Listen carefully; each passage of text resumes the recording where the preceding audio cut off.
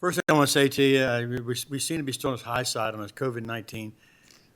If you're ever hesitant about getting your shots, you should go ahead and do it. I've had all three of mine and two Pfizer's and a booster, and I feel fine. So I think these are effective, and the sooner we get all this done, the sooner we get our country back in the normal, probably never be totally normal, but at least a little better than wearing masks everywhere we go. We got to stop this.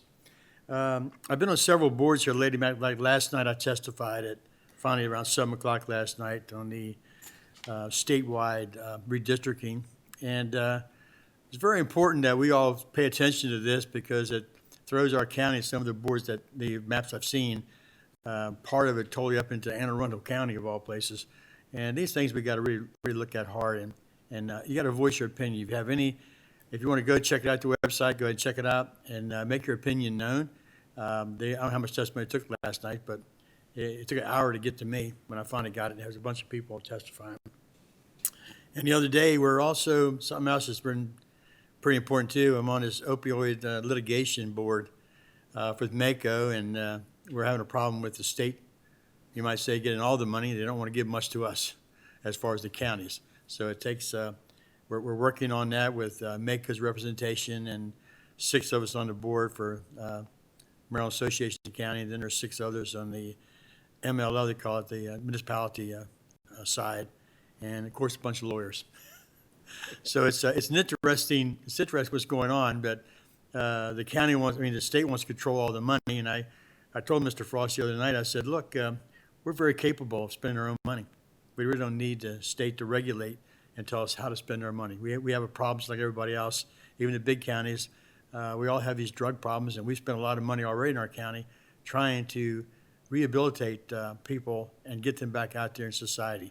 And it's going to be an ongoing thing. It's not going to stop. And it's a very costly project, and I would like to see us get some of this funding. I think it's about almost $500 million coming to the state. Another thing, too, is the Veterans Day Parade. It's very touching to me. I mean, I suppose it's been 26 years in the Air Force, time in Vietnam, and Memorial Day. I mean, Veterans Day is very I got to push back and say, wow, I just remember unfortunately, the men, and mainly men over in Vietnam who died at a very young age, 18, 19, 20 years old, and never got a chance to see life like I have.